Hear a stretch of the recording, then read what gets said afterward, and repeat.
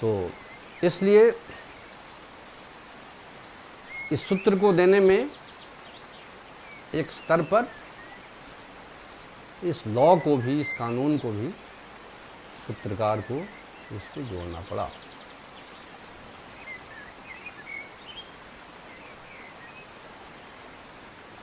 प्रौत व्यवस्था में पहले ही हम जिक्र कर चुके हैं कि समाज युग के हिसाब से चलता है।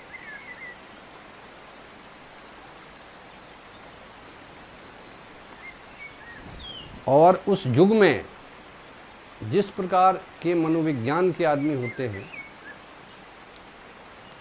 उनका ध्यान में रखना होगा।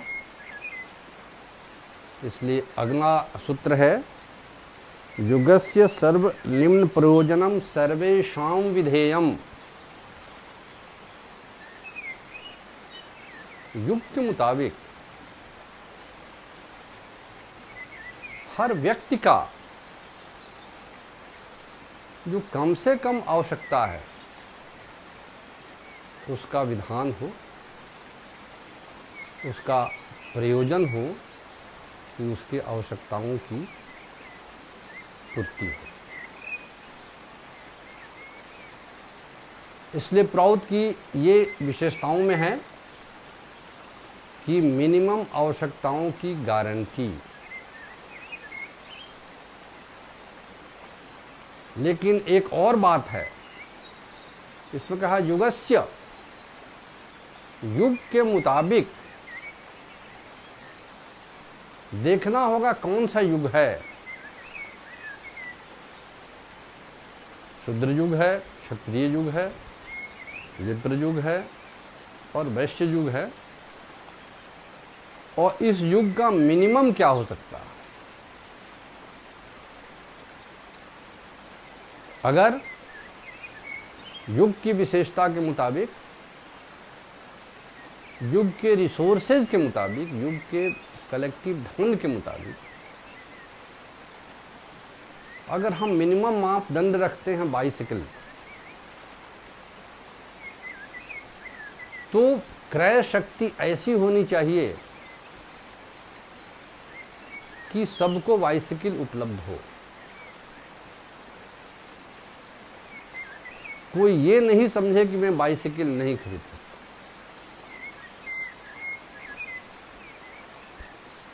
समाज क्रमशः ये क्रमिक विकास पर है, आगे की ओर बढ़ेगा।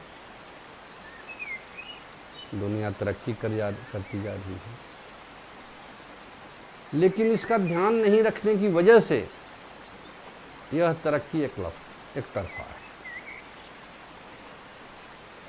एक तरफ तो एक घर में 4-5, 5-5, 6-6 कारें खड़ी हैं और किसी कार का मौका नहीं आता रोड पर उतरने का। दूसरा आदमी पैदल चल रहा है, साइकिल भी खरीदने की उसकी शक्ति है। इसलिए समाज में विषमता होगी। इसलिए अगर 4 कार की आवश्यकता किसी को है, रखे, लेकिन युग का अगर मानदंड मिनिमम निश्चित है, वो सबको मुहैया होना चाहिए। तब भी हम कहेंगे कि समाज तरक्की कर रहा है, सभी साथ चल रहे हैं, तभी समाज में अमन चैन होगा। तो प्रौत इस बात पर बहुत ही गंभीर है कि सबके मिनिमम रिक्वायरमेंट की पूर्ति केवल न हो, बल्कि युग के मुताबिक, युग के अनुरूप बदले। इसलिए जो कलेक्टिव बॉडी वो देखेगी, तय करेगी इस युग का मिनिमम रिक्वायरमेंट क्या है, हम क्या दे सकते हैं। हमारा नेशनल वेल्थ, जो सरप्लस नेशनल वेल्थ है, उसका डायरेक्शन क्या हो वितरण का। तो जब कलेक्टिव बॉडी गार्जियनशिप लेगी और युग का नक्शा उसके सामने है, तो ये वितरण की प्रणाली मनोवैज्ञानिक होगी, संतुष्ट करने वाली होगी। युग के अनुरूप अगर हमने ये निश्चय किया कि दाल रोटी मिनिमम है, युग परिवर्तन हुआ, देश के पास अतिरिक्त धन हुआ, तो हम दाल रोटी के साथ सब्जी जोड़ेंगे।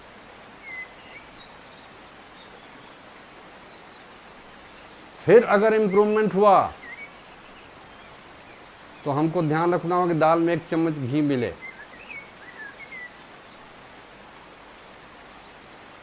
फिर सुधार हुआ, एक फल भी मिले। अगर युग के अनुरूप एक परिवार के लिए हम अलॉट करते हैं कि नहीं कम से कम 2 कमरा होना चाहिए, तो हम शहरों में स्काई स्क्रैपर बनाने के पहले सोच लें कि गांव में भी एक परिवार के साथ के 3 कमरे का प्रोविजन है।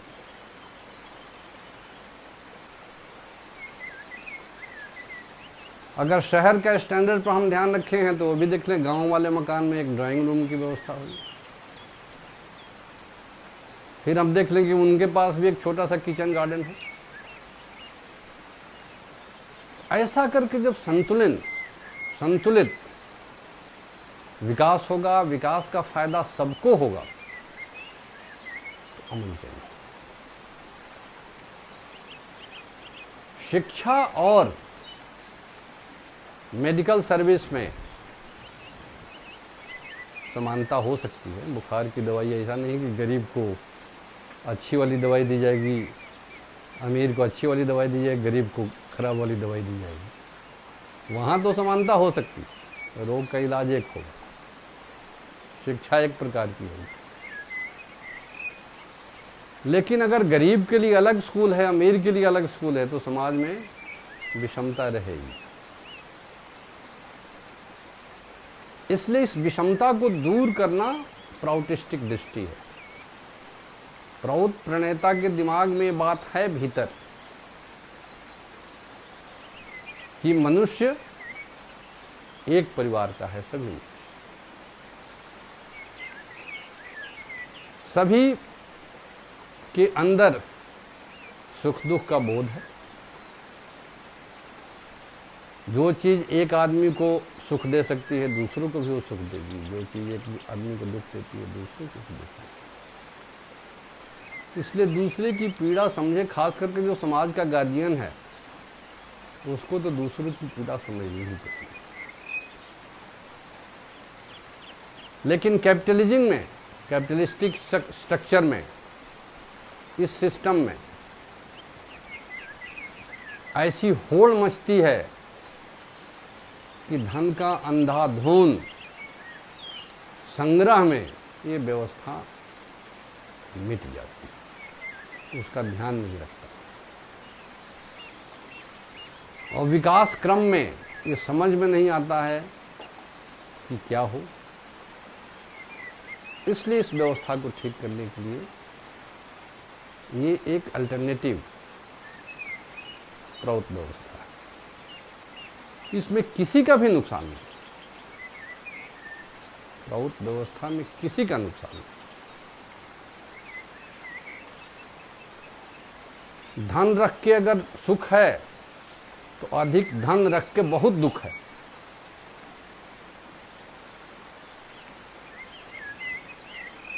अगर धन नहीं होने से दुख है तो वो दुख और बढ़ जाएगा जब खाना नहीं हो तो दुख भी किसी का बहुत अधिक न बढ़ जाए, सुख भी किसी का अधिक नहीं बढ़ जाए कि उसके लिए दुख हो जाए। वितरण प्रणाली को कंट्रोल करने वाले को ये सब चीज देखनी चाहिए। इसलिए युगस्य सर्व निम्न प्रयोजनम सर्वेषां विधेयम। युग के अनुरूप सभी व्यक्तियों का मिनिमम रिक्वायरमेंट पूरा करना, गारंटी करना प्रौद्ध की विशेषताओं में से।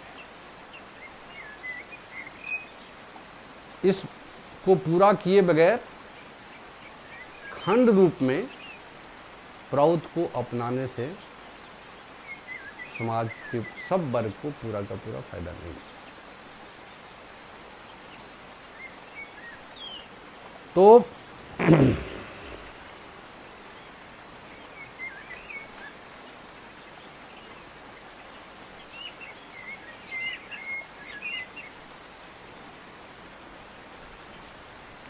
मान लें एक देश का जो धन है सबको मिनिमम गारंटी करने के बाद कुछ बच गया। पहले तो आदमी यही कहेगा कि नहीं है ही नहीं, हम कहाँ से नहीं कर सकते, शिक्षा कैसे फ्री कर सकते हैं, मेडिकल सुविधा कैसे पूरी कर सकते हैं, गांव-गांव में सड़क बिजली कैसे दे सकते हैं, सबको पानी कैसे दे सकते हैं। लेकिन प्लानिंग अगर नेशनल लेवल पर हो तो ये सब संभव है। 1962 में चाइनीज वॉर के बाद एक ऐसे प्राइम मिनिस्टर आए इस देश में, स्वर्गीय लाल बहादुर शास्त्री जी। जब एक देश उनको अनाज देने से मना कर दिया, शर्तें रखा, क्योंकि भारत उस समय अन्न उत्पादन में पीछे था, तो उन शर्तों को मानना उन्होंने देश हित में नहीं समझा।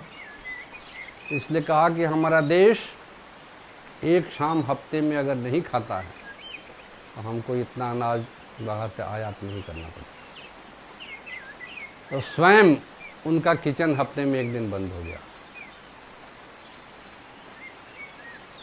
हमको याद है कि पूरा देश के समझदार लोग उसमें उस समय के प्रधानमंत्री का साथ दिया और देश का सिर झुका नहीं। इसके बाद तो आज हम अन्न उत्पादन में बहुत आगे हैं, हम निर्यात भी कर रहे हैं।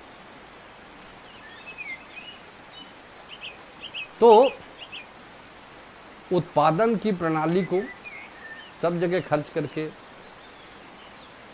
मिनिमम गारंटी देने के बाद अगर बचता है, यही विघ्न कारक है, यही विरोध पैदा करता है व्यवस्था में, देश में, समाज में, वैमनस्य पैदा करता है। अभाव में तकलीफ नहीं होती, लेकिन अगर कुछ बचत है तो उसका क्या हो, उसका कोई सिद्धांत क्लियर नहीं, स्पष्ट नहीं हो, तो वहीं अव्यवस्था होती है। इसलिए प्रौद्ध दार्शनिक, प्रौद्ध प्रणेता इस पर बहुत ही सावधान है। इसलिए अगला सूत्र है अतिरिक्तम प्रदातव्यम गुणानुपातेन। अगर मिनिमम आवश्यकताओं की पूर्ति करने के बाद अगर कुछ बच गया है देश के पास, तो उसका क्या करें?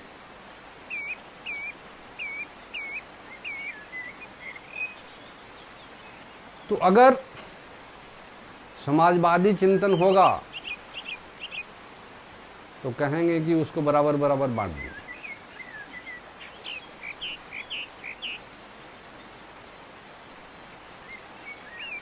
तो दो प्रकार की बात है कि एक तो किसी के पास नहीं है, किसी के पास ज़्यादा है।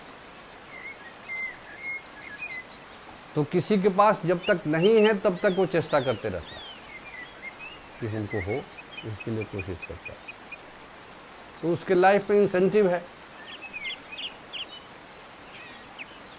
और जब बराबर हो गया तो इंसेंटिव खत्म हो जाती है।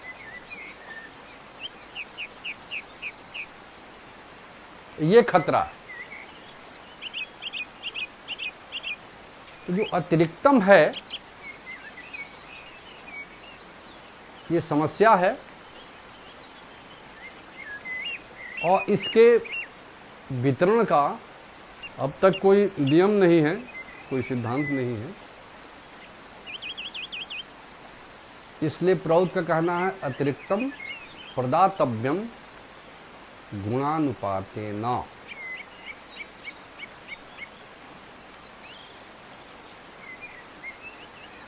गुण के अनुरूप, गुण के अनुपात में जो सरप्लस वेल्थ है समाज का, देश का, उसको हम दें। प्रौद की दृष्टि है किस लिए? उसके स्किल और एफिशिएंसी को बढ़ाने।